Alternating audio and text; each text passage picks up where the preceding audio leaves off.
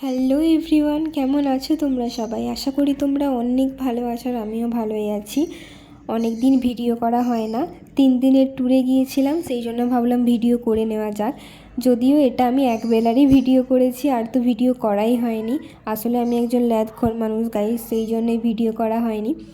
এই ভিডিওটা অনেকটাই বড়, সেই জন্য পার্ট 1, 2 করে দেব।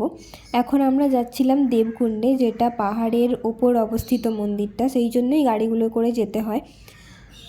যদিও গাড়িটা পুরোটা যায় না, অনেকটাই আগে দাঁড় করানো হয়, কারণ তারপর থেকে পুরোটাই সিঁড়ি, অনেকগুলো সিঁড়ি আছে, সেই জন্য গাড়িটা অনেকটা আগে দাঁড়ায় আর আমাদেরকে সিঁড়ি দিয়ে যেতে হয়।